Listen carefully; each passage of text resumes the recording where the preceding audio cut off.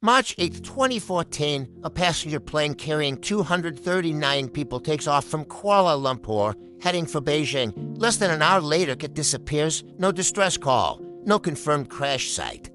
No wreckage, despite the largest search operation in aviation history. The aircraft was never fully found. More than a decade later, Malaysia Airlines Flight MH370 remains one of the greatest mysteries in modern aviation. So what really happened to the plane that vanished? Malaysia Airlines Flight MH370 is a Boeing 777, one of the most reliable long-distance aircraft ever built. On board were 227 passengers and 12 crew members representing 14 different countries. Most of the passengers were from China and Malaysia. The flight departed Kuala Lumpur International Airport just after midnight, bound for Beijing. A journey that normally takes about 6 hours. Nothing about the flight appeared unusual. Weather conditions were normal. The aircraft had no known technical issues. But somewhere over the South China Sea, something changed, and within minutes.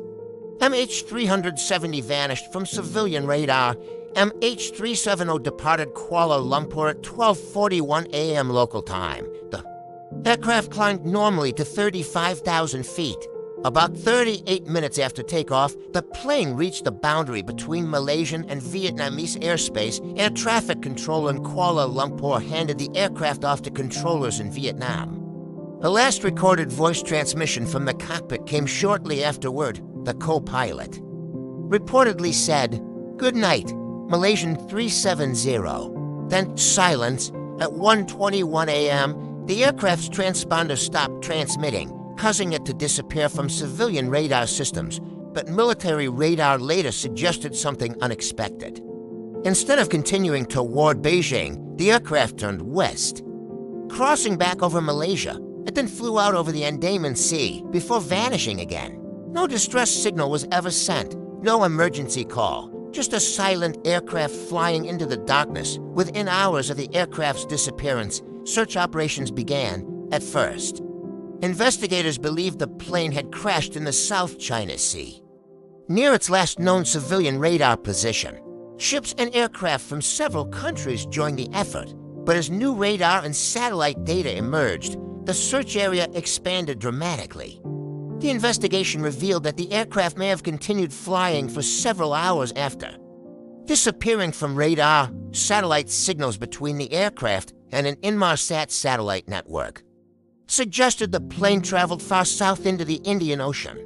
This shifted the focus of the search to one of the most remote ocean regions on Earth. Over the following years, multiple countries participated in the effort: Australia, Malaysia, China.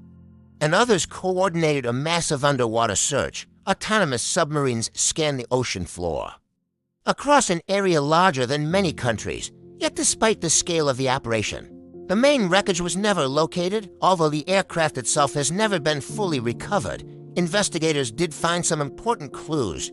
Beginning in 2015, pieces of aircraft debris began washing ashore on islands in the western Indian Ocean, including Reunion Island and parts of the African coastline.